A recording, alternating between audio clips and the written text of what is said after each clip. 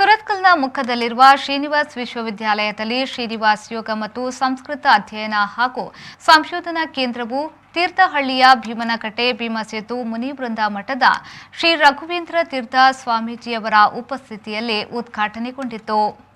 ಸುರತ್ಕಲ್ನ ಮುಖದಲ್ಲಿರುವ ಶ್ರೀನಿವಾಸ್ ಯೂನಿವರ್ಸಿಟಿಯ ಕ್ಯಾಂಪಸ್ನಲ್ಲಿ ನಡೆದ ಕಾರ್ಯಕ್ರಮದಲ್ಲಿ ತೀರ್ಥಹಳ್ಳಿಯ ಭೀಮನಕಟ್ಟೆ ಭೀಮಸೇತು ಮುನಿವೃಂದ ಮಠದ ಶ್ರೀ ರಘುವೀಂದ್ರ ತೀರ್ಥ ಶ್ರೀಪಾದರು ಆಶೀರ್ವಚನ ನೀಡಿ ಯೋಗ ಮತ್ತು ಸಂಸ್ಕೃತದ ಮಹತ್ವವನ್ನು ವಿವರಿಸಿದರು. ಅದು ಕೇವಲ ಹೊರಗೆ ನೋಡಲಿಕ್ಕೆ ಫಿಟ್ ಇದ್ದರೆ ಸಾಕಾಗುವುದಿಲ್ಲ. ನಾವು ಜಿಮ್ಮಿಗೆ ಹೋಗ್ತೇವೆ ಈಗ, ಯಾಕೆ ಬಾಡಿ ಫಿಟ್ ಆಗಿರಬೇಕು ಅಂತ. ಆದರೆ ಯಾರ ಬಾಡಿ ಫಿಟ್ ಆಗಿದೆ ಅಂಥವರಿಗೆ ಹೃದಯಾಘಾತ ಆಗೋದು ನಾವು ನೋಡ್ತಾ ಇದ್ದೇವೆ.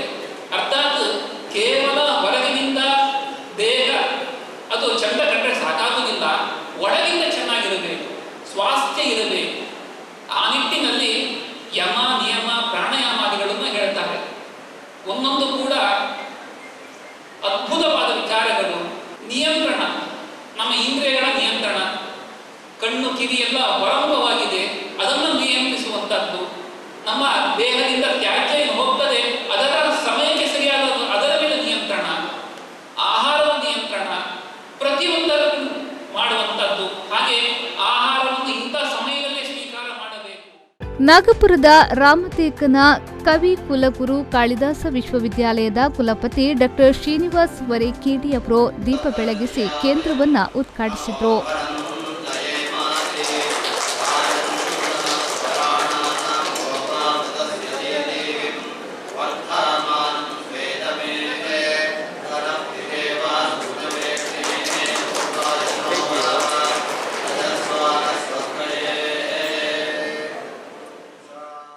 ನಂತರ ಮಾತನಾಡಿದ ಅವರು, ಆರೋಗ್ಯಯುತ ಜನಜೀವನ ಮತ್ತು ರಾಷ್ಟ್ರ ನಿರ್ಮಾಣಕ್ಕಾಗಿ ಶ್ರೀನಿವಾಸ್ ವಿಶ್ವವಿದ್ಯಾಲಯದಿಂದ ಆರಂಭಿಸಲಾಗಿರುವ ಯೋಗ ಮತ್ತು ಸಂಸ್ಕೃತ ಅಧ್ಯಯನ ಕೇಂದ್ರದ ಕುರಿತು ಮೆಚ್ಚುಗೆಯನ್ನ ವ್ಯಕ್ತಪಡಿಸಿದರು. ಸಂಸ್ಕೃತ ಅದು ಕೇವಲ ಪ್ರಾಚೀನವಾದದ್ದಲ್ಲ, ಸನಾತನವಾದ ನಿರಂತರವಾದ ಒಂದು ನಮ್ಮ ಜ್ಞಾನ ಪರಂಪರೆಯನ್ನ ಕೊಂಡೊಯ್ಯತಕ್ಕಂಥ ಒಂದು ಭಾಷೆ. ಆದ್ದರಿಂದ ಸಂಸ್ಕೃತ ಕೇವಲ ಲ್ಯಾಂಗ್ವೇಜ್ ಅಲ್ಲ.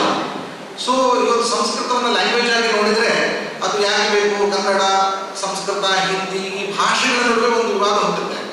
ಆದರೆ ಸಂಸ್ಕೃತವನ್ನು ಒಂದು ಜ್ಞಾನದ ಆಧಾರವನ್ನಾಗಿ ನಾವು ಎದುರಿಗಿಟ್ಟುಕೊಂಡು ನೋಡಿದರೆ ಅದು ಯಾಕೆ ಬೇಡ ಅಷ್ಟೇ. ಅದು ಕೇವಲ ಒಂದು ಸಂಸ್ಕೃತ ಒಂದು ಡೋರ್ ಅಷ್ಟೇ, ಅದೊಂದು ದ್ವಾರ.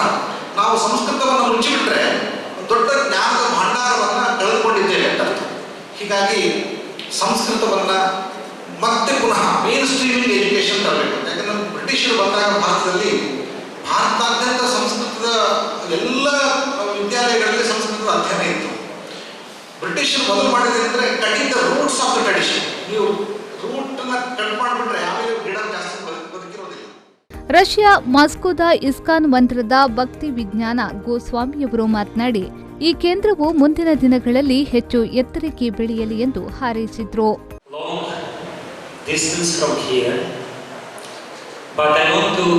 Give a good news to you. In Russia, we have distributed approximately 20 millions of Bhagavad Gitas. People all over Russia, which used to be the citadel, the headquarters of atheism in the world, are now practicing Sanatana Dharma.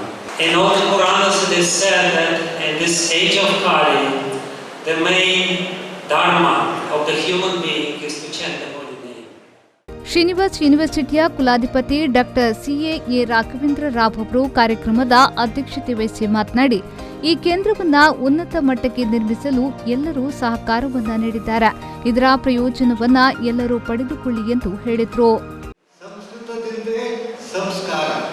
ನಮಗೆ ಎಲ್ಲ ಸಂಸ್ಕಾರಗಳು ಸಂಸ್ಕೃತಿಗಳು ಈ ಸಂಸ್ಕೃತ ಭಾಷೆಯಿಂದ. ಯಾಕಂದರೆ ಇದು ಯಾರೇ ಸಂಸ್ಕೃತ ಕಲ್ತವ್ರು ನೋಡಿ, ಈಗ ಇಲ್ಲಿ ಬಂದಿದ್ದಾರೆ ನಮ್ಮ ಅತಿಥಿಗಳಾಗಿ ಬಂದವರು, ಶಾಸ್ತ್ರೀಯವರಾಗಲಿ ಅಥವಾ ಬರ್ಕಾಡಿಯವರಾಗಲಿ, ಅವರು ಎಷ್ಟು ಸಮಾಧಾನಿಗಳಾಗಿದ್ದಾರೆ.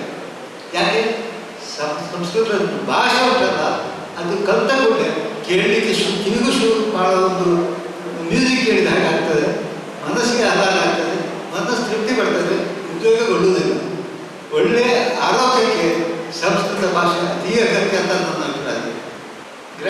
ಕಲಿಯುವವರಿಗೆ ಸಂಸ್ಕೃತ ವಿದ್ಯಾಭ್ಯಾಸ ಒಂದು 10 ವರ್ಷದವರೆಗೆ ಧರ್ಮಾಂತರಕ್ಕೆ ಕೊಡಬೇಕಂತಿದೆ.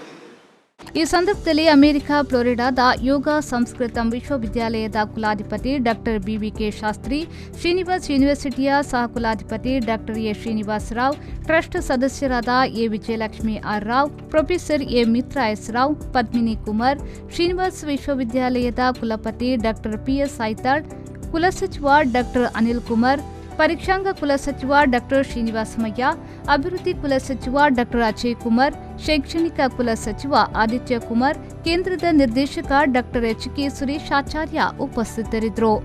ಶರಸಾಲ್ಯನ್, V4 ನ್ಯೂಸ್, ಮಂಗಳೂರು.